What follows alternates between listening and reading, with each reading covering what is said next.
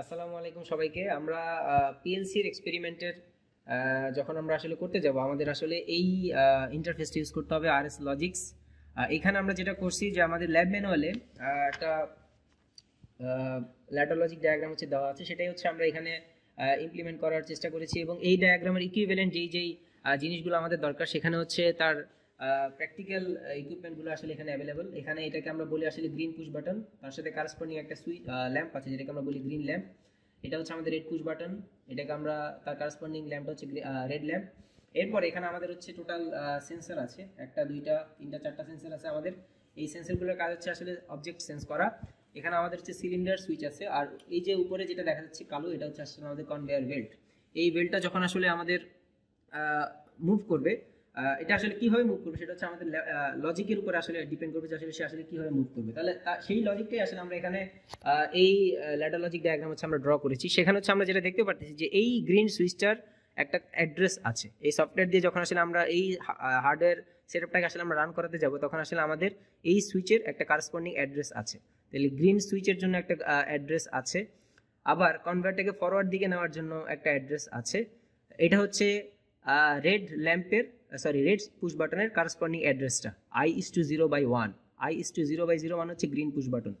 এখন আমি যদি গ্রিন পুশ বাটনটা প্রেস করি, যেটা হবে যে আমার এই সুইচটা ক্লোজ হবে, আর এটা তো আমার আগে থেকেই ক্লোজ ছিল। তাহলে আমার এই যতক্ষণ পর্যন্ত এটা প্রেস থাকবে ততক্ষণ পর্যন্ত আমার কনভেয়ারটা ফরওয়ার্ড দিকে যাবে। বাট আমি কি একটা সুইচকে সারাদিন প্রেস করে রাখবো? অবশ্যই না। আমি চাই যে আসলে আমি একবার প্রেস করে ছেড়ে দিব, রিলিজ করে দিব, এরপরে হচ্ছে কনভেয়ারটা ফরওয়ার্ড দিকে যেতেই থাকবে। এই জন্য আমরা যেটা করলাম যে একবার এটাকে প্রেস করলে যখন এটা ফরওয়ার্ড দিকে যাওয়া শুরু করবে, ওই অবস্থার লজিকটাকে যদি আমি কোনো একটা মেমোরিতে স্টোর করে রাখি অ্যান্ড দেন সেই মেমোরিটাকে আমি একটা অক্সিলারি সুইচ হিসেবে ইউজ করি, দেন আসলে আমি এই পুশ বাটনটাকে রিলিজ করে দিলেও এই অক্সিলারি সুইচের থ্রোতে আমি আসলে আমার কনভেয়ারটাকে ফরওয়ার্ড দিকে মুভ করাতে পারি।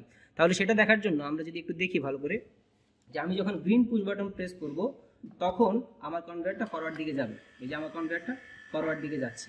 এখন আমরা যদি আবার একটু দিকে খেয়াল করি, এই সুইচটা তো আমার নর্মালি ক্লোজ ছিল, তাহলে এই সুইচটা রেড পুশ বাটন, যেটা রেড পুশ বাটনটাকে যদি আমি প্রেস করি তাহলে আমার কনভেয়ারটা স্টপ হয়ে যাবে। এটা প্রেস করলাম, স্টপ হয়ে যাবে। এখন আমি যদি আসলে এইগুলা নোটিফিকেশনে পেতে চাই, সাপোজ আমি হচ্ছে অন্য একটা রুমে আছি, আমি সুইচটাকে প্রেস করে আমি আসলে অন্য কোনো একটা রুমে চলে গেলাম, আমি জাস্ট হচ্ছে সাইটে নাই, আমার যে ম্যানুফ্যাকচারিং সাইট বা যে কনস্ট্রাকশন সাইট সে সাইটে আমি নাই। তাহলে আমি যদি আসলে নোটিফিকেশন পেতে চাই, আমি আসলে তাহলে ল্যাম্পের সাহায্য নিতে পারি। যে আচ্ছা এই সময় গ্রিন পুশ বাটন প্রেস করলাম, গ্রিন ল্যাম্প জ্বললো, আমি বুঝলাম যে আসলে আমার প্রসেসিং স্টার্ট হলো, বা আমার আসলে এখন প্রোডাকশন আমার আসলে স্টার্ট হলো। আবার যখন আসলে আমার রেড ল্যাম্প জ্বললো, আমার অফ হয়ে গেল। তাহলে সেটার জন্য আমরা কি করলাম, যে গ্রিন পুশ বাটনের সাথে একটা কারেসপন্ডিং এখানে সুইচ ল্যাম্প আছে, এটাকে আমরা বলি আসলে গ্রিন ল্যাম্প। সিমিলারলি হচ্ছে রেড পুশ বাটনের সাথে এখানে আবার একটা ল্যাম্প আছে। তো আমরা আসলে যখন গ্রিন পুশ বাটন যতক্ষণ পর্যন্ত প্রেস করে রাখবো ততক্ষণ পর্যন্ত আমার এই গ্রিন ল্যাম্পটা চলবে, যতক্ষণ পর্যন্ত সে পুশ থাকবে। কিন্তু আমরা গ্রিন পুশ বাটন একবার প্রেস করলেও কিন্তু আসলে কনভেয়ারটা ফরওয়ার্ড দিকে যাচ্ছে, বিকজ আমরা আসলে চাচ্ছি এটাকে ল্যাচ করে রাখতে, বাট আমরা কিন্তু এই ল্যাম্পটাকে ল্যাচ করতে চাচ্ছি না। তাহলে এটা যতক্ষণ পর্যন্ত প্রেস থাকবে ততক্ষণ পর্যন্ত সে ফরওয়ার্ড দিকে যাবে। সিমিলারলি এটা জ্বলবে। সিমিলারলি এই পুশ বাটনটা যতক্ষণ পর্যন্ত প্রেস করবো ততক্ষণ পর্যন্ত তার কারেসপন্ডিং আমাদের যে ল্যাম্প সেটা আসলে জ্বলবে। সো আমরা এখন যখন যদি গ্রিন পুশ বাটন আমরা প্রেস করে রাখি, আমরা দেখতেছি যে হচ্ছে আমাদের কনভেয়ার হচ্ছে ফরওয়ার্ড দিকে যাচ্ছে এবং গ্রিন ল্যাম্প হচ্ছে আমাদের অন।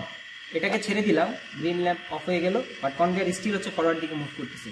এবারে আমি যদি রেড পুশ বাটন আমি প্রেস করি, যতক্ষণ পর্যন্ত রেড পুশ বাটন প্রেস থাকবে ততক্ষণ পর্যন্ত হচ্ছে আমাদের রেড ল্যাম্পটাও জ্বলবে, বাট আমাদের কনভেয়ারের মুভমেন্ট কিন্তু অলরেডি অফ।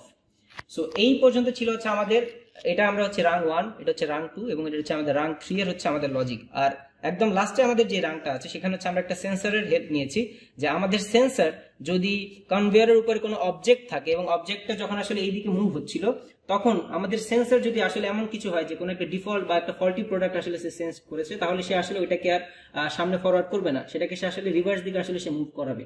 তো সেটার লজিকটাই দেখার জন্য আমরা এখানে হচ্ছে এই সেন্সরের রাং সেটাকে হচ্ছে আমরা আসলে এখানে ইউজ করেছি। এখানে একটু বলে রাখি যে সেন্সরের সাথে সুইচের অপারেশনটা হচ্ছে টোটালি ডিফারেন্ট। সেন্সর যখন সেন্স করবে তখন আসলে সে ক্লোজ হবে, এলস সে কিন্তু আসলে ওপেন। এই যখন আসলে কোনো কিছু সেন্স করবে তখন আসলে সে ক্লোজ হবে, এবং যখন আসলে সে ক্লোজ হবে তখন যেটা হবে যে আমার কনভেয়ারটা আগে ফরওয়ার্ড দিকে যাচ্ছিল, এখন আমার কনভেয়ারটা যাবে হচ্ছে রিভার্স দিকে।